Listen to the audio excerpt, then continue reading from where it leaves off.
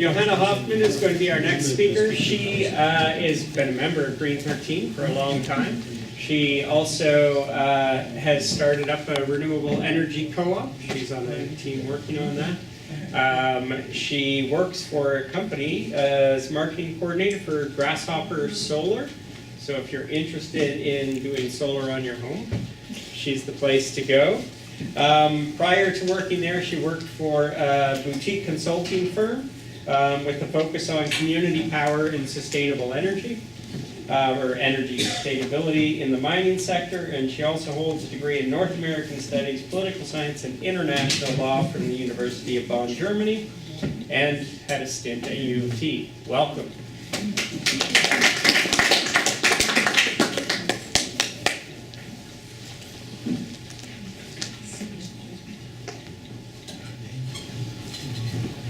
Okay, so I'm gonna step into an area now where we have nice government incentives, we have a program in place, and that has enabled people to push this forward and become involved on a larger scale than we see it in geothermal today, and that's the renewable electricity that we have in Ontario. So the government has put in place a feed-in tariff for biomass, solar, wind, and hydro.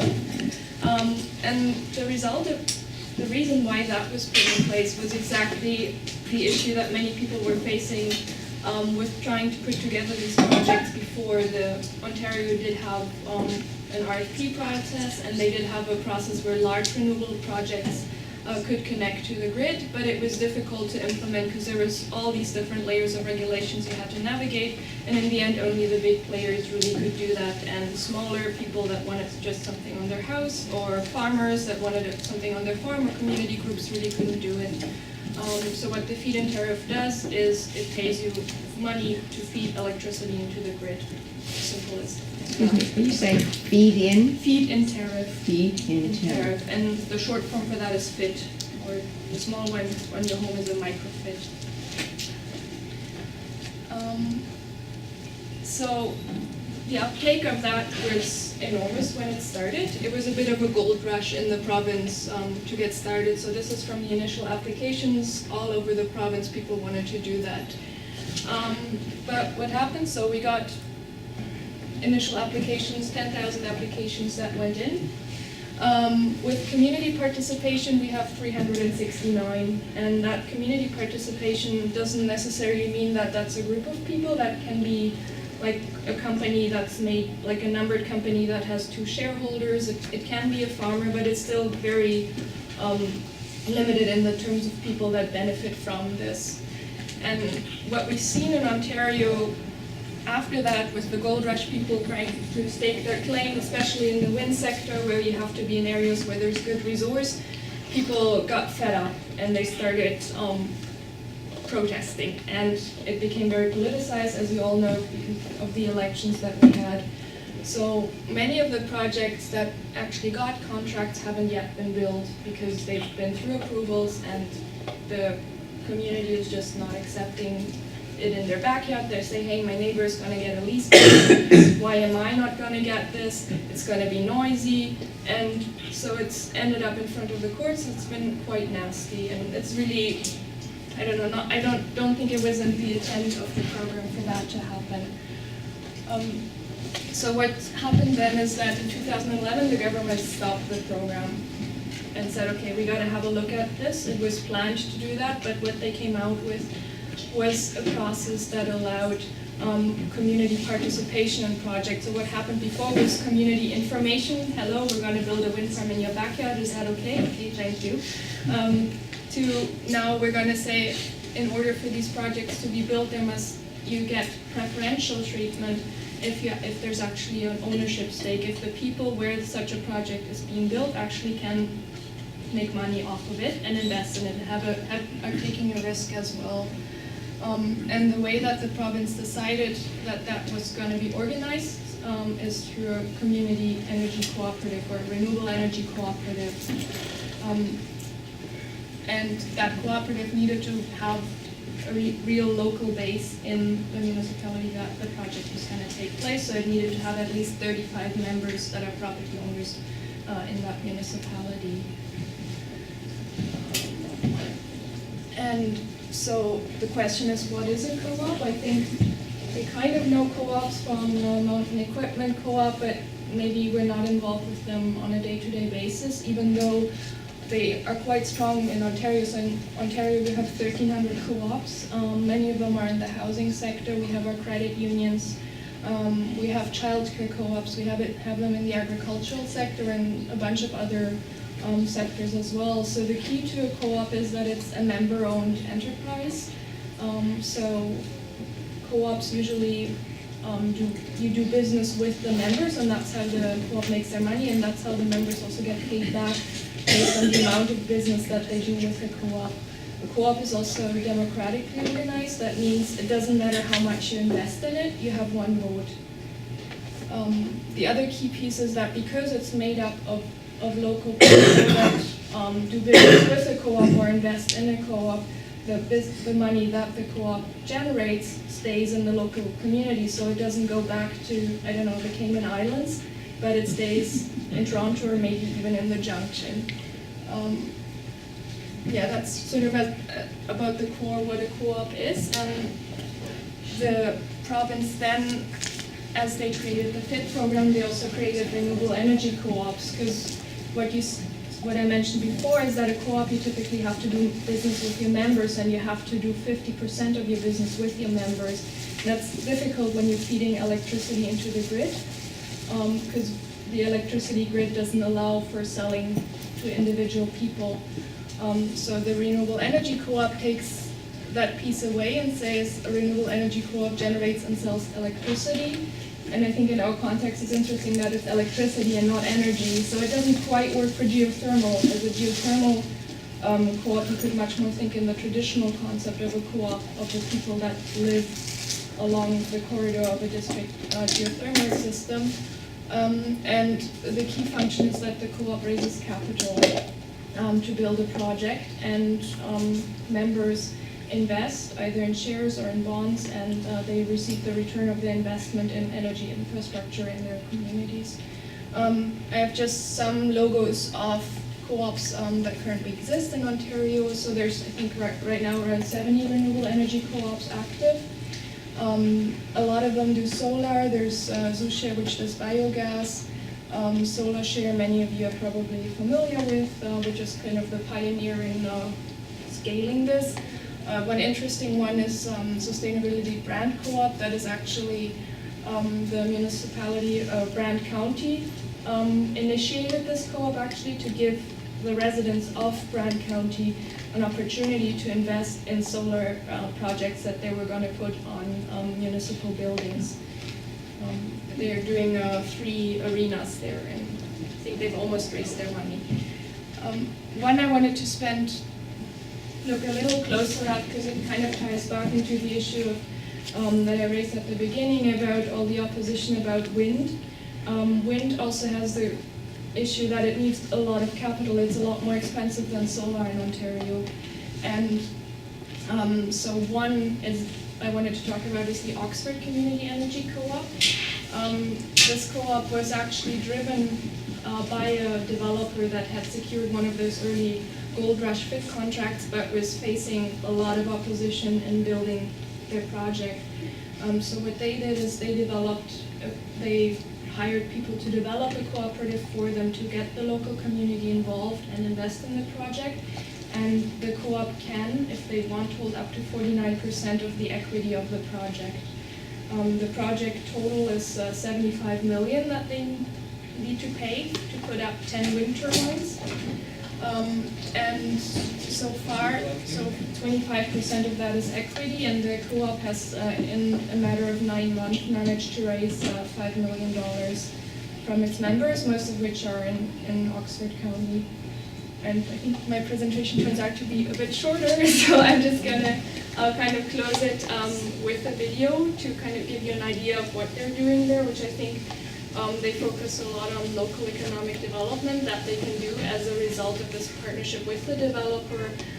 And also they've been able to, I think, to proceed this quickly because the developer had done a lot of the legwork before, so they came into a situation where many of the contracts and approvals were already well underway.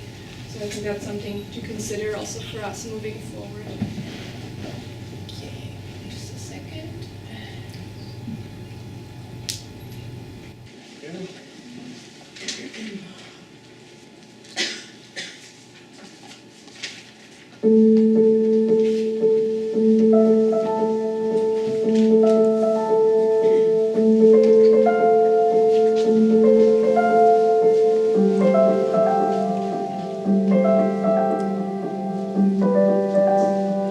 My name is Helmut Schneider. I'm the president of the Oxford Community Energy Co-op. I moved to Woodstock with my family 31 years ago. Woodstock is a really nice community. People seem to care about the community. My name's Alan Dale, and I'm vice president of the Oxford Community Energy Co-op. I've lived here all my life. This is actually a farm that my grandparents bought back in 1945, and we've tried to change our farming a little bit, and we're trying to be a little more environmentally friendly and sustainable. And the fact that we're going to have wind turbines just down the road from us here is something we're actually looking forward to. I'm Bonnie Cahoe, and I live in Woodstock, and I've lived in Oxford County for many years. It's important to me to look after the environment so that we're not polluting more. I don't think we've done an especially great job of managing our resources and protecting our environment. And I think embracing wind power and being involved with the wind energy project is something we can do to rectify that situation. Wind energy has been harnessed for a long period of time. You know, it started with using the power of the wind to drive mills. It's a green source of energy, and it's renewable. That means that we will have it for years to come, and it's right here in Oxford County. So that means local people have an input. The Oxford Energy Co-op was founded about a year ago. The number of turbines we're building is 10 turbines over approximately 7.5 square kilometers. A project like that can bring renewable, sustainable energy to over 6,000 households in this community. We chose 10 turbines for several reasons. I mean, one of them is it is a quiet turbine, and we really wanted to make sure that the benefit for the community and the burden on the community is minimized. The co-op's a great idea for this community because it brings local people of like mind together for this energy initiative, and that's all supporting a healthier environment for the generations to come, I feel. Here's an opportunity to be involved with energy production. We all use electricity and we have to buy electricity. Why not be part of it and spread the wealth and keep it here in the community? We didn't want a developer to come into this area, build a project, and really doesn't have any connection to the community. So what we are doing, we are offering the community to become owners of this project. They can be participants both from an economic standpoint, because they get dividends and interest on bonds, as well as being part of an environmental movement that really makes a whole lot of sense.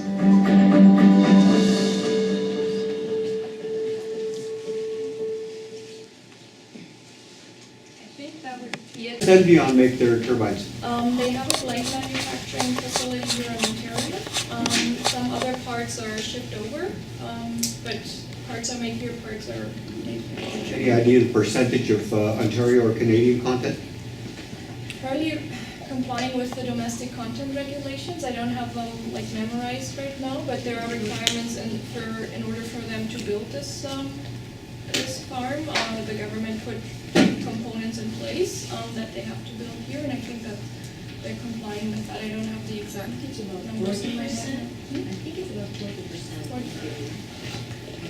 Yeah, I think they're splitting up different parts that need to be built here, and you can kind of put them together. Do you know why geothermal was left out of the original policy, the program? I don't know exactly why it was left out. I have a guess because it's most, like here it makes most sense for heat right now. The electricity application is not as readily available in Ontario, and I think for heat it would be a whole different conversation and a whole different set of regulators that you would be dealing with. So this is used to be run by the Ontario Power Authority, now the Independent Electricity System Operator. So then some of, I guess, would deal with the ministry environment and all of those, but it's just different responsibilities. This kind of geothermal that we saw earlier does not generate electricity. Iceland develops electricity from their geothermal. Okay, The idea in Ontario was to replace the coal yeah. and generate renewable electricity. Why don't we do what Iceland does, though? I'm sorry? We don't have their geothermal Oh, resources. so there's not enough geothermal here to be... They have very high temperatures, very close to the We surface. can't make electricity from ours because it's not... Yeah, in British Columbia, yes, there is. Okay. Volcanic regions around the It's just world are more, where you, the electricity comes out of Yeah. those ones. Yeah. Yeah. But for the houses or single building, practically every place, because it's only the difference if you build a new building, a new house, the difference is only to drill, okay, and that is all. Okay, the rest, we can say the exchanger, the closed loop, and so doesn't cost more than a normal gas furnace. So. But the problem is that it's more independent. It's But more what? it Take it out. doesn't practically is left to the owner of the house or the Right. building. And I have colleagues in Europe that they build and they save a lot of money, okay? And they have heating system and air conditioning all over the year. Okay, we have one more question here. Yeah, I was taken aback that it costs $75 million to build 10 wind turbines. But I also was like curious, like you said they raised $5 million, the community raised $5 million. Like I'm involved in lots of community groups and like we're happy if we can raise like $10,000. Like how did they raise that much money? Is it like 5,000 people putting up $1,000 each I or think they, mortgaging their there's- farms or like what's? so they have a minimum investment of $5,000, so that's the minimum you can put in. So they were, I think they had some people that came with a $100,000 check out of Oxford County, which is like pretty amazing. They have smaller investments, but they were also able to get to some people that had a bit more money to give and were willing to work within the cooperative model. So I think that's the key, that you can get larger investments in there, but the people need to be willing to say, I submit to the one person, one vote principle. Just because I invested a whole lot of money doesn't mean I have a lot more say in this. And it's not a donation, right? Yeah. It's an investment, so it's saying, I'm gonna put $100,000 in and I'm gonna earn 5% per year for the next 20 years. And right now, a government bond is gonna pay me 1 or 2%, so it's like, this is a good investment if you're looking for a bond. And so now is, with really low interest rates, now is the time for these types of projects to come forward. So, Yes, but for example, apart the cooperative, I look at the stock exchange, there is not one ETF that invests in clean technology here in Canada. Okay, if one has to buy, has to go to New York, and then you leave 15% on the dividend to the American, to the US. That is really stupid. it's a challenge. not if the investment's in your RSP. Huh? Okay. You don't have to pay the 15% to the Americans if it's in your RSP. No, okay, but Thank you very much, Johanna.